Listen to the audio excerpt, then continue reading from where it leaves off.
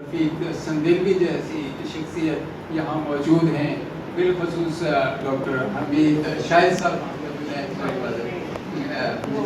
यहाँ मौजूद हैं। कहने का मकसद यह है कि डेरा की बड़ी लक है और तमाम तख्लीकारों की कि ये यहाँ मौजूद हैं।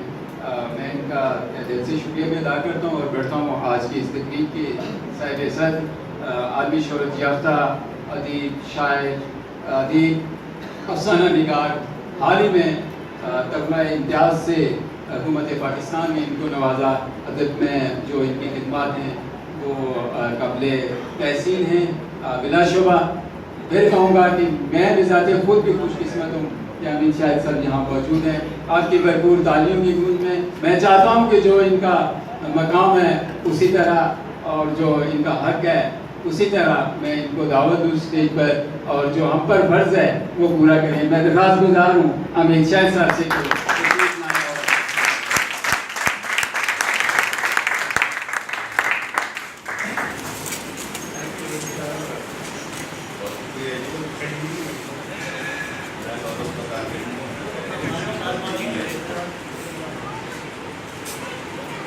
मुझे अच्छा लगा यहाँ मेरे इस्माइल खान के दोस्तों के साथ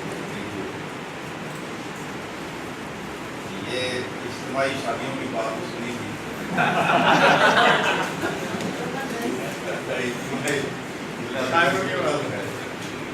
इसका मेरा इन्हीं के सर जाता है मेजबानी में पानी साहब ने और आपके आलमी अदब गर्मी ने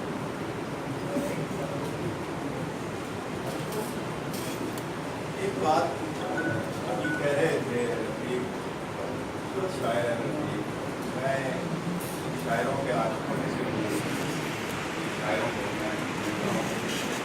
मैं लोग यही कहेंगे कि मैं सबसे पहले तो मैं भी वैसे लोगों में हूँ। और अच्छी शायरी होती क्या है या अच्छा अदब होता क्या है, क्या इसका मामला लफ्ज़ और मानी का है या इसके सिवा कोई चीज़। मसलन हम बहुत सारे मज़ामीन लिखते हैं, बहुत सारी चीज़ें लिखते जाते हैं और फिर हम उस पर एक मजमून जैसे आपने तनकीद लिखी तो मजमून लिखते हैं जी कि इसके फलां का में फलां, उसमें आप मानी तलाश करने की कोशिश, ये बहुत सानवी चीज़ हो जाती है, बहुत कहीं पीछे रह जाने वाली। जब आप कहते हैं ना मैंने उसमें फलां चीज़ में औरत का शऊर देख रहा हूँ तो ये भी बहुत पीछे रह जाती है किसी औरत का। आप यह कहते हैं मैं उसमें तरक्की पसंद ही ढूंढ रहा हूँ, आप तरक्की पसंद है इसलिए शायद आपको पूरी बात लगे, लेकिन ये वाक़या है कि वो चीज़ बहुत पीछे रह जाती है। अदब उसे बनता कैसे है, ये सवाल सबसे पहले, यानी वो जो कुछ लिखा जा रहा है वो अदब है कैसे, ये बुनियादी सवाल है। वो मुनकलिब कैसे हो जाता है, वो जादूगरी क्या है, वो भेद क्या है जिससे लफ्ज़ के जो पूरी कैफियत है वो बदल जाती है, उसकी काया पलट जाती है। तो बुनियादी तौर पर उसे समझने की ज़रूरत है। जब वो समझ आ जाएगी तो वो जो बिला अभी सब फरमा रहे थे कि दूसरों के सायों से बचो, तो ये मसला भी हल हो जाएगा। अबू नवास के पास एक शख्स आया, उसने कहा जी मैं शायरी करना चाहता हूँ। मैंने कहा अच्छा, वादी अरब के इलाके से कहते मैं करना चाहूँ। मैंने कहा अच्छा ऐसा करो तो तुम कितने हज़ार जो कसीदे हैं याद करो। और वो बेचारा निकल गया याद कर रहा है, इधर के कसीदे लेके उधर के वो याद किए जा रहा है किए जा रहा है। जब वो याद करके आ गया बड़ा खुश कि मैं अब जा रहा हूँ और जाके मैं इनसे इजाज़त मुझे मिल जाएगी शेर कहने की। उस साथ के पास जाते थे ना शेर, अब ऐसे तो नहीं है ना जैसे आजकल फेसबुक के सामने बैठ के शेर कह दिया। तो पहले सीखना भी तो पड़ता है ना, सीखने का भी एक अमल है। वो ज़रूरी नहीं कि ये जो टिपिकल किस्म के उस्ताद है वो हमसे सीखा है। कुछ होता है ना वो जो खास तरह से आपको शागिर्द बनाया रखते और आपको छोटा बना देते, छोटा उस सूरत में जैसे आप वो देखते हैं ना उनके सर पे वो अपनी उस्तादी का वो खोपड़ी पे वो चढ़ा देते हैं, वो उससे वो उनका सर बड़ा नहीं होता, शादों लेके चुए बन जाते हैं। ایسا ہی ہے. تو اس کی بات نہیں ہو رہی, بات اس استاد کی ہو رہی ہے جو آپ کو راستہ دکھا دے اور پھر آپ چل پڑے اور پھر اس کے بعد اپنے زور پہ آگے بڑھے. تو ابو نواس ایسا ہی استاد, اس نے کہا اچھا تم آ گئے, وہ سنانا شروع کیا ادھر نہ فٹ فٹ پر سنانا کسی دے مار. میں نے کہا رک جاؤ, مجھے پتا چل گیا تم یاد کر کے آ گئے, آپ چلے جاؤ اور اسے بھول کے آؤ. جب تمہیں بھول جائیں نا پھر اس کے بعد مانا میں تمہیں شعر کہنے کی جائے. تو اس کا مطلب کیا ہے؟ اس کا مطلب یہ ہے کہ یہ جو آوازیں آپ گر گر سنتے ہیں, جن سے مروب ہوتے ہیں, جنہیں آپ پڑھتے ہیں اور سمجھتے ہیں کہ مجھے اپنی کس طرح بننا ہے, تو پہلے تو اس کو نکالیے نا آپ نے, یہ مروبیت نکالیے, یہ مروبیت نکالیے. بالکل جب آپ کے اندر سے مروبیت نکل جائے گی اور آپ کو پتہ چل جائے گا شعر اچھا کیسے ہوتا ہے, کیا ہوتا ہے.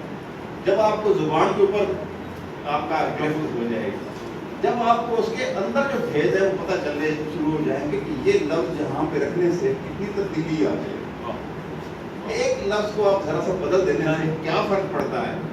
تو پھر وہ جو جس کی طرف گلا یہ کر رہے تھے کہ یہ جو دوسری آوازیں ہیں یہ آتی ہیں تو وہ آوازیں نہیں آئیں گی. اس کے بعد جب تم میں سے دوسرے سارے منہا ہو جائیں تو اس کے بعد فقط تم رہ جاؤ, اور جب تم رہ جاؤ گے تو تم بہت بڑے چکر پار کرو گے.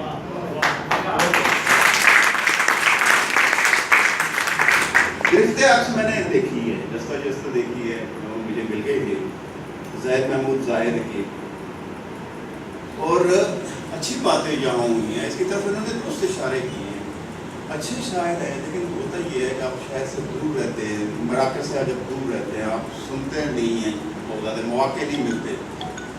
لیکن ایک بات بہرحال میں نے دیکھی ہے کہ دیہات میں رہنے والے لوگوں کو یا دور دراز رہنے والے لوگوں کے پاس ایک اور طرح کی تازگی ہوتی ہے. یہ جو زبان روندی ہوئی کچلی ہوئی آپ کو نظر آتی ہے نا کئی دفعہ شہروں میں ایک جیسے جناب آپ دیکھیں گے, ابھی مشاعرہ چل رہا تھا, آپ دیکھیں بہت سارے غزل کو کہہ رہے ہوتے ہیں تو لگتا ہے یہ نہیں, پتہ ہی نہیں چلتا یار یہ تو بالکل کہ جس سے ذرا مختلف ہوا ہے, یہ وہ ایک جیسی زبان, ایک جیسے ڈکشن ان کے ہاں وہ آ جاتا ہے. ادھر ظفر اقبال نے کوئی غزل کہہ دی تو پتہ چلا کہ 50 شاعر ان کے پیچھے, جنہیں وہ ان گڑھ مقلدین کہتا ہے اپنے, تو وہ ان گڑھ مقلدین اس کی سب میں گروہ میں شامل ہو جاتے ہیں. یہ مختلف ہو جانا ہے, غزل کو مختلف کر دینا یہ سب سے مشکل کام ہے. غزل کہنا مشکل کام ہے. پہلی بات سانچے بنی ہوئی ہیں نا, جو ابھی سانچے بھائی ادھر ڈالیں, آپ کو پتہ ہے یار اس میں سے کیا نکلے گا. موضوعات طے شدہ, اس کی ویکیبلری طے شدہ, اس کے قواعد طے شدہ, آپ کے پاس قافیہ ہے, ردیف ہے, آپ کے پاس ایک بہت بڑا خزانہ موجود ہے شروع سے لے کر اب تک.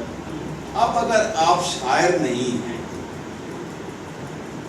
آپ کا مسئلہ نہیں ہے شاعر, آپ کو تکلیف نہیں ہوئی ہے شعر کہنے کی, یعنی میں کسی اور طرح بات نہیں کر سکتا, مجھے شعر ہی کہنا ہے, شعر میں یہ بات نکلی, اور آپ نے کہنا ہے کہ نہیں میں نے تو فلان ہے ایسی غزل کی ہے تو میں بھی کہہ دوں گا, تو پھر تو وہ آپ ایسے ہی کہیں. لیکن اگر آپ کو تکلیف ہو گئی ہے, کوئی آپ کو مشکل ہے, پریشانی ہے کہ اس نے غزل کے اندر ہی آنا ہے, تو پھر آپ نئی غزل نکال لیں گے. مسئلہ آپ کا بننا چاہیے.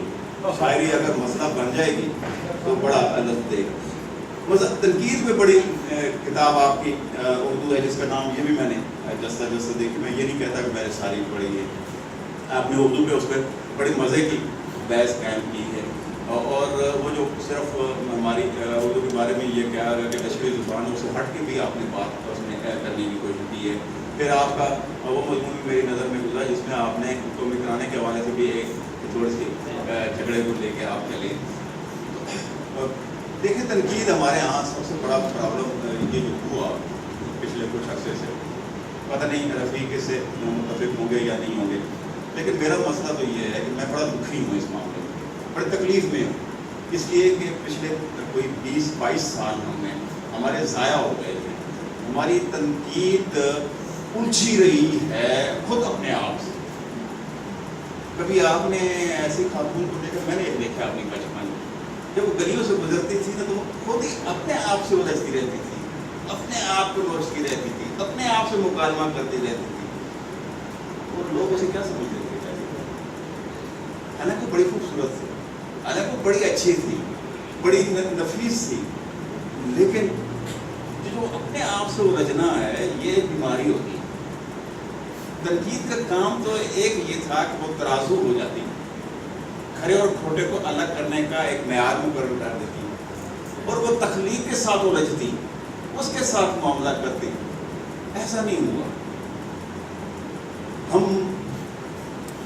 بنیادی طور پہ تنقید کو ایک فلسفیانہ سرگرمی مباحثے کی بنانے میں جو ہے مابعد جدیدیت یہ آپ کا ساختیات پس ساختیات فلاں فلاں فلاں فلاں آپ کرتے ہیں. اور پھر اس میں خرابی جو یہ ہے کہ آپ سمجھنے سے یہ قاصر ہیں کہ بھائی یہ جو مغرب یہاں پہنچا ہے ایک جس لگا کے یہاں نہیں پہنچ گیا، وہاں وہ ایک تدریج کے ساتھ پہنچا ہے، اس کے پیچھے ایک پوری تہذیب موجود ہے، وہ یہاں تک آیا ہے، جسے ہم کہتے ہیں کہ جزیات کا تجزیہ کرنے کا معاملہ جسے آپ کہہ رہے ہیں، جسے کہہ رہے ہیں کہ جسے اسپیشلائزیشن کا ایک عہد ہے، اس میں کہہ رہے ہیں اختصاص کا جس تک وہ پہنچے، اس فن تک وہ پہنچنے کے لیے اس کے پیچھے ایک پورا ایک سماج کا بھی ایک پریشر موجود ہے، زبان کا سب موجود ہے، اور ان کے اپنے ادب کا بھی موجود ہے. ہم یہ کرتے ہیں کہ جو ہی ہمیں بھنک پڑتی ہے ادھر جدیدیت آ گئی، ہم فوراً یہاں پہ جدید ہونے کی کوشش کرتے ہیں. حالانکہ ہمارے یہاں معاشرہ بیچارہ بہت جدیدیت سے پیچھے پڑا ہوا ہے، کہاں جدید اسے کہہ سکتے ہیں. ہم نے اس کے بعد مابعد جدیدیت کا چلا دیا، ہمارے یہاں تو جدیدیت بھی نہیں آئی تھی. اب یہ جو مسائل ہیں جن کی وجہ سے یہ ہوا کہ وہ سارے مسائل آپ کی تنقید ایک طرف اپنے فلسفیانہ مباحث میں الجھی رہی ہے، اور اتنے اچھے اچھے نظم کہنے والے، اتنے اچھا اچھا افسانہ کہنے والے لوگ وہ بیٹھے منتظر رہے ہیں کہ بھائی آپ اس کے اوپر بھی بات کرو. سواری اونٹ کی ہے، کوئی بات نہیں کر رہا بھائی جس طرح اس پہ بات ہونی چاہیے، اور جو بات وہ کر رہے ہیں وہ تجزیہ جس طرح کر رہے ہیں اس سے کوئی کل برآمد نہیں ہو رہا. جو کل برآمد ہونا چاہیے اور جو ہمارے مزاج کا حصہ ہے مشرق کا، ہم جزیات میں سوچتے ضرور ہیں لیکن ایک کل تک پہنچتے ہیں. ہمارے ارد گرد جتنی بھی مذہب پھیلی ہوئی ہیں ان کی طرف ہم دیکھتے ضرور ہیں، لیکن اسے کائنات کے کل کی صورت میں بھی دیکھنے کی ہمارے ہاں ایک موجود ہے روش. تو ہمارے ہاں تو مسئلہ یہ ہے کہ یہ ساری چیزیں جا کے کسی ایک سطح پہ ایک ہو جاتی ہیں، تو ہمارے ہاں جو جتنے بھی تخلیقی مظاہر ہیں وہ بھی جا کے ایک ہو جاتے ہیں، اور وہ ہوئے ہیں. ہمارے ہاں وہ نظم ہوتی ہے، اس لیے ہم جا کے اس فن پارے کی ٹوٹیلٹی کو تلاش کرنے کی کوشش کرتے ہیں. نئی تخلیق نے یہ ہمارے سامنے راستہ رکھ دیا ہے، کبھی ادھر سے بھی دیکھو پھر اپنی پوزیشن بدلو، اور ادھر سے دیکھو پھر طبیعت کے حساب سے دیکھ لیا تو پھر اس کے دیکھ لو، اور آخر میں ان کو آپس میں ملانے کی فہم کرنے کی کوشش ہی نہیں کی. یہ جو منتشر خیالی ہے ہمارے ہاں، اس نے تنقید کو بھی انتشار کی طرف لے گئی. آپ نے روایتی نقطۂ نظر سے بہت ساری چیزوں کو دیکھا ہے اور روایت کے ساتھ جوڑ کے مضامین لکھتے ہیں. کچھ مضامین تو ایسے ہیں جو بالکل مجھے یوں لگتا ہے جیسے تعارف سبجیکٹس پہ ہوا ہے، کہیں کہیں آپ نے بحث بھی کی ہے، کہیں آپ نے دوسرے لوگوں کے ساتھ مکالمہ کیا ہے. میں یہ سمجھتا ہوں یہ درست ہے، بے شک آپ کی تعارف میں شروع میں کسی نے کو لکھ دیا کہ آپ کو ترقی پسند ہے، لیکن آپ نے آگے جا کے اس کو اپنے لیے کوئی سانچہ بننے کی کوشش نہیں کہ آپ نے دوسرے خیالات کو بھی جگہ دی ہے. یہ اچھا عمل ہے، لیکن سوال یہ ہے کہ آپ خود اس کے بارے میں ایک نقطۂ نظر آنا چاہیے بھرپور قسم کا. وہ آپ دیکھتے ہیں کہ کس دن ہمارے سامنے سید ارشاد حسین صاحب ہمارے لے کے آئیں گے اور ہم دیکھیں گے کہ ہاں یہ اس طرف سے نکلے ہیں، اور یہ جو انہوں نے بات کی ہے ایک یہ بالکل الگ بات ہے جسے پڑھنا چاہیے اور دیکھنا چاہیے. یعنی یہ نہیں ہے کہ وہ کتاب مفید نہیں ہے، بہت اچھی ہے، بہت ساری انفارمیشن اس کے اندر موجود ہے، بہت سارے مضامین موجود ہیں، اتنی اچھی تنقید کتاب. ہمارے شہر میں بھی میں یہ دیکھتا ہوں کہ کم ہی چند ایک لوگ ہوتے ہیں جو آپ کو آپ کی تنقید میں توجہ کرتی ہے، ورنہ بالعموم مضمون برائے مضمون ہوتا ہے. کتاب سامنے آ گیا ایک مضمون پھڑکا دیں لکھ دیں، ٹھیک ہے، وہ ہوتی نہیں اس لیے کہ جسے آپ پڑھا بھی جائے، لیکن آپ کی تنقید پڑھاتی ہے. جلیبیاں پہ ابھی آپ نے سن لی اتنی اچھی باتیں اور ان کی شاعری بھی سن لی. اصل میں ہوتا یہ ہے کہ مزاح ہوتا کیا ہے، یہ بڑے دلچسپ بات ہے. اور اس کی طرف ابھی ناظر جو بات کر رہی تھی کہ یہ عورتوں کو ہی آپ نے کیوں نشانہ بنایا، میں یہ سمجھتا ہوں کہ یہ سب سے زیادہ پستی ہے ہماری ذہنی پستی، جس میں ہم ان چیزوں کو نشانہ بناتے ہیں جن کے بارے میں اسے اختیار نہیں ہے بدل دینے کا. مثلا مجھے اختیار نہیں ہے کہ میں اپنی صورت بدل سکوں, مجھے اختیار نہیں ہے کہ میں اپنا رنگ بدل سکوں, مجھے اختیار نہیں ہے کہ میرا بازو ٹوٹا ہوا ہے تو میں ایسے بدل سکوں. آپ اگر اسے طرز بنائیں گے تو یہ ظلم ہوگا, یہ انسانیت کی نہیں ہے, اسے چھوڑ دینا چاہیے. مزاح کیا ہے؟ مزاح یہ ہے, وہ کہنے والے کہتے ہیں یہ کھدی ہوئی قبر ہے, اور کھدی ہوئی قبر کے اندر ایک مردہ پڑا ہوا ہے. کوئی آدمی جھکتا ہے, اس کے سر سے ہیڈ گرتا ہے اور اس قبر کے اس مردے کے اوپر جا پڑتا ہے تو کہتا برابر ہو گیا. دیکھیں اور وہ ساری کیفیت بدل گئی ہے دکھ کی. حالانکہ مردہ پڑا ہوا ہے, سارے شوق میں ہیں, لیکن کہہ کس سے ہوا ہے کہ ایک آپ کی جو سر سے ٹوپی گری ہے اور جا کے اس مردے کے اوپر جا پڑی. تو بھائی یہ دیکھیے کہ ایسی کیفیت جسے اگلے کی اذیت ہو وہ طنز ہے, لیکن طنز کی بھی وہ مکروہ صورت ہے. طنز کی ایک ہوتی ہے کہ چبھن ہو, وہ جو موجود ہے اور وہ اسے ٹھیک کر سکتا ہے اور نہیں کر رہا تو اس پہ طنز بھی ہونا چاہیے. اور مزاح تو کیا کہنے, ایک شگفتہ پن اس میں آتا ہے, اور آپ جس طرح کلی نہیں چٹکتے یوں اسے چٹک جانا چاہیے. آپ اس کی طرف دیکھیں تو لطف آئے. آپ کے ہاں واقعی ایسے مواقع آئے ہیں جس میں ہم یہ دیکھتے ہیں کہ واقعی کلی چٹکی ہے اور ہمیں لطف آیا ہے. سناٹو کا شہر پہ میں نے خود لکھا, اس کے اوپر اس کے تصور پہ موجود ہے. خوبصورت لکھنے والا آدمی ہے اور بڑا تعلق جس آدمی کے اندر موجود ہے, کچھ کرنے کا آدمی جس کے اندر موجود ہوتا ہے وہ ہے. پھر یہ سوچنے والا آدمی ہے, فکری آدمی. فکری آدمی ادب میں بہت جو ہوتی ہے نا, یعنی ترکیب میں تو بہت چھوٹے سے چل جاتا ہے, لیکن جو بہت زیادہ فکر کا مغلوب ہو جائے نا, یعنی اس میں اگر میں مزدور کامی ہوں, میں ایک مزدور کے اوپر مزدور کا آسان لکھنا چاہتا ہوں, میں فلاں پہ لکھنا چاہتا ہوں, تو کئی دفعہ یہ ہوتا ہے کہ آدمی کے اوپر خیال حاوی ہو جاتا ہے, اور جو واقعہ ہے جس کے اوپر کہانی چلتی ہے وہ کہیں رہ جاتا ہے, ٹھٹک کر ٹھہر جاتا ہے. لیکن میں نے اسے دیکھا ہے کہ اس کے باوجود کہ یہ آدمی فکر کو ساتھ لے کے چلتا ہے, لیکن یہ واقعے کو بھی نہیں ٹھہرنے دیتا. کہیں نہ کہیں اسے کوئی نہ کوئی سنا بھی. آپ نے دیکھا ہے کہ چھوٹا سا چٹکلا, حالانکہ مجھے یہ چٹکلے اچھے نہیں لگتے, یہ چھوٹی چھوٹی سانچے یہ کہتے ہیں نا, میں نے کہا ہوا ہے کہ دیکھیں فکشن بنانے کے لیے کچھ لوازم ہیں, ٹائم اور اسپیس اسے چاہیے, اتنی جگہ چاہیے جس کے اندر ٹائم اور اسپیس دونوں اپنا معاملہ کر سکے. اور ٹائم اور اسپیس دو الگ الگ چیزیں بھی نہیں ہوتی, کئی لوگوں میں ایک ہو جاتی ہیں. وہ ایک ہی جو آپ کا کہہ لیجیے آپ کا مادہ جو ہے اس کی ایک صورت ہے, ایک ٹھہری ہوئی صورت. اگر وہ ٹائم ہے اسپیس ہے تو اس کی موومنٹ جو اب ہوئی ہوگی تو وہ آپ کا ٹائم بن جائے گا. یعنی آپ انہی سے انہیں ماپتے ہیں نا, وہ تو ہمارے پاس صورت نہیں ہے, اس کو ماپنے کا یہی ہمارے پاس پیمانہ ہے, تو اس طرح ہم ماپ لیتے. لیکن یہ ہوتا ہے کہ فکر, وہ مجھے یاد آ رہا ہے, دیکھیں بیدی صاحب نے کو ایک خط ملا ان کا منٹو صاحب کا. منٹو صاحب نے لکھا ہے جناب میں نے آپ کا افسانہ پڑھا ہے اور مجھے یوں لگتا ہے کہ جب آپ کچھ افسانہ لکھنا لگتے ہیں تو اس سے پہلے بھی سوچتے ہیں, جب لکھ رہے ہوتے ہیں تب بھی سوچ رہے ہوتے ہیں, اور جب لکھ چکتے ہیں تب بھی سوچتے رہتے ہیں. تو بڑے پریشان. تو بیدی نے کہا, یونس عسکر نے جو ان کا انٹرویو لیا تھا وہ واقعات بیدی میں اگر آپ پڑھیں تو اس کے اندر یہ موجود ہے.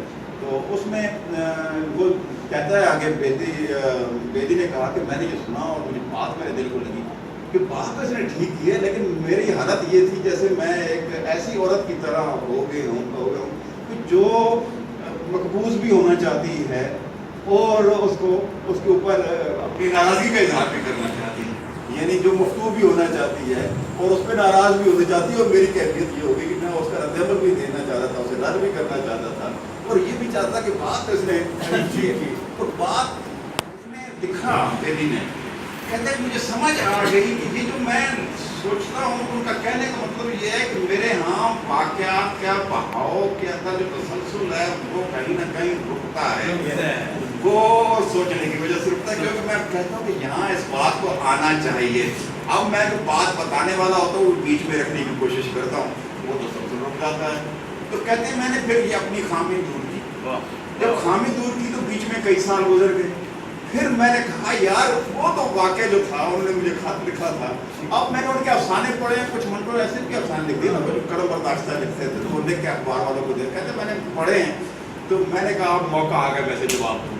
تو انہوں نے خط لکھا، منٹو صاحب مجھے یوں لگتا ہے نا آپ افسانہ لکھنے سے پہلے سوچتے ہیں، میں لکھتے ہوئے سوچتے ہیں، میں لکھنے کے بعد سوچتا ہوں. تو بات یہ ہے کہ